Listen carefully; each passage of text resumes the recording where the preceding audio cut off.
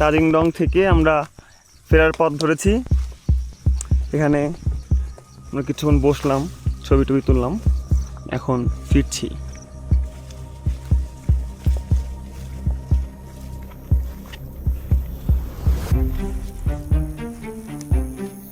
পথ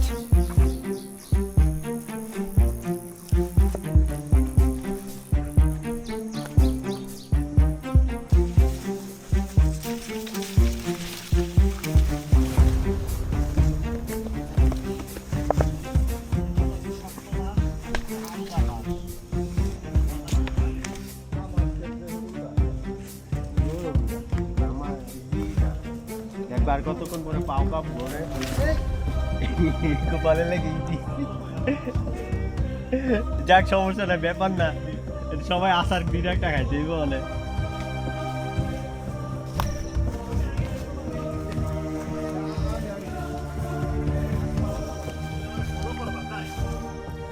এই দুর্গম পথে আমরা আবার নামছি।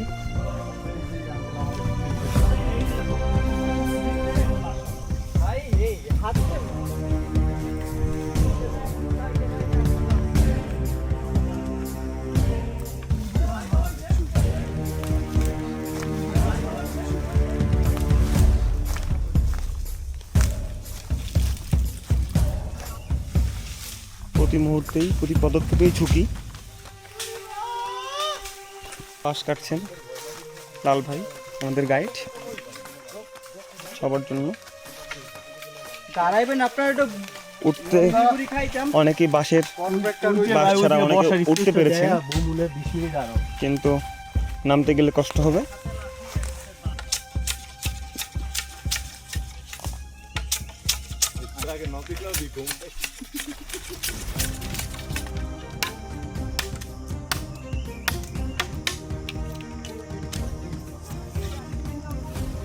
চলুন বন্ধুরা,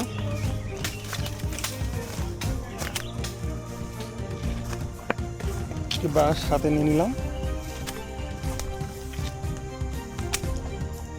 এক হাতে ক্যামেরা, আরেক হাতে বাস।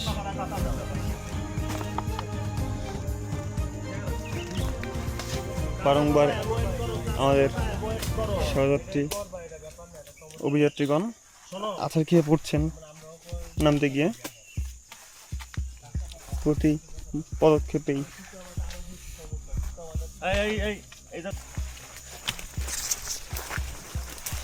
আমি আগে নেমে গেলাম ডাক্তার সাহেব ক্রলিং করে নামছেন। তুমি তো এসকেপ করছো, বাইপাস করছো তুমি।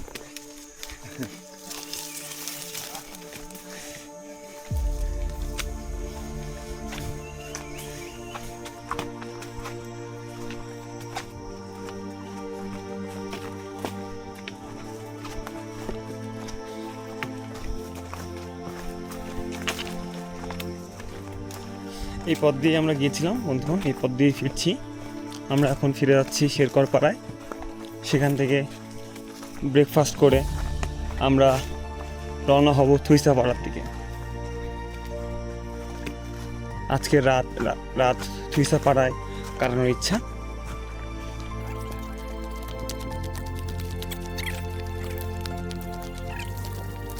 বিভূতিভূষণের আরণ্যক যদি আপনারা পড়ে থাকেন, আরণ্যকের এই নায়ক যে চোখে আপনাদেরকে বন ব্যাখ্যা করতে চেয়েছিলেন, তার একটি ভিজুয়াল ইলাস্ট্রেশন আপনারা দেখতে পাবেন বান্দরবান আসলে।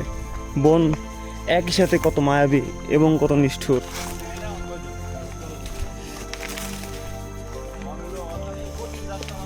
যতবারই আমি বান্দরবান আসি, যতবারই আমি ট্রেকিংয়ে হাঁটি, হাঁটতে হাঁটতে আমার মনে পড়ে আরণ্যকের সেই নায়ক। নামার সময় মানুষ অত ক্লান্ত হয় না, না? হ্যাঁ, কেয়ারফুলি নামতে হয়।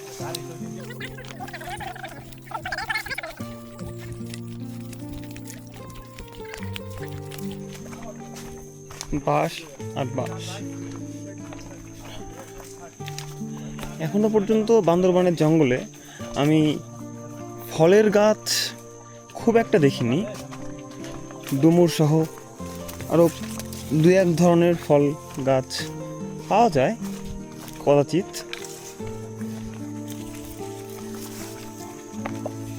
বা তাজিংডংয়ের এই এলাকায় খুব বেশি বৃক্ষজাতীয় গাছও নেই।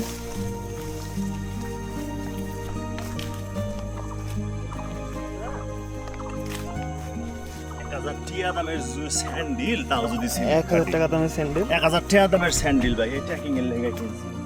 ট্রেকিং এর জন্যই কিনেছেন নাহিদ সাহেব, ডাক্তার নাহিদ ভাই।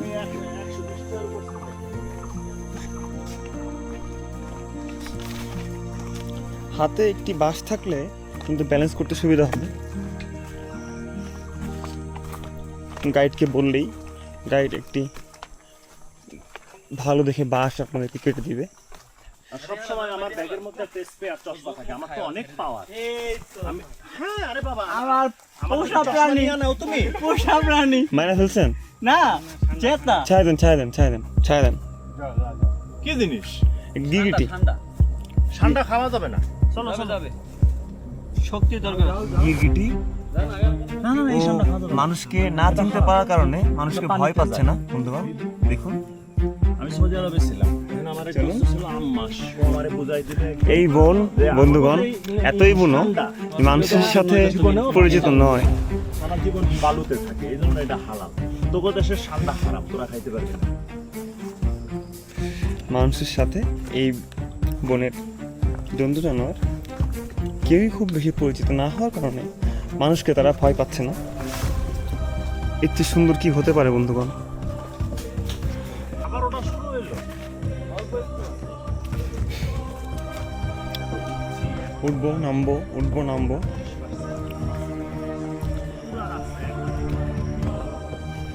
বন বলতে বাংলাদেশি তরুণদের ধারণা খুব স্বচ্ছন্দ।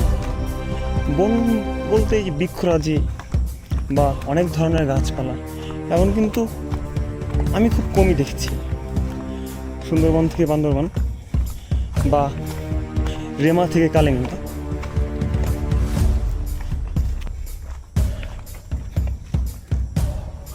বন বলতে বরঞ্চ আপনারা বলতে পারেন যে একটি গাছেদের একটি সাম্রাজ্য, এবং যেখানে গাছেরই সার্বভৌমত্ব বিরাজমান। আপনারা শুনেছেন ডাক্তার সাহেবের কথা যে খুবই খিদে পেয়েছে ট্রেকিং করতে করতে। হ্যাঁ, আমার পেটে তো বড় বড় ইঁদুর দৌড়াচ্ছে। যেহেতু মর্নিং ট্র্যাক, আমাদের বের হওয়ার কথা ছিল 3টায়, আমরা 5টার পরে বেরিয়েছি। তো কিছু খেয়ে আসার সুযোগ আমাদের হয়নি। শেরকোপাড়ায় ফিরে আমরা খাবো। এগিয়ে চলেছি বন্ধুগণ, আমরা নামছি তাজিংডং থেকে।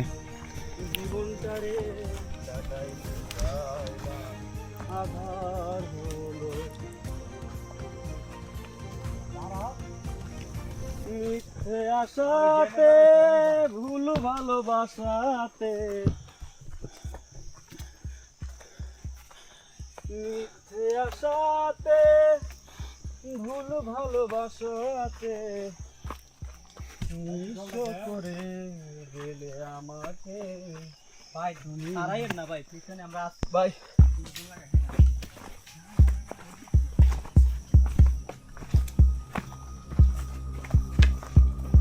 হ্যাঁ,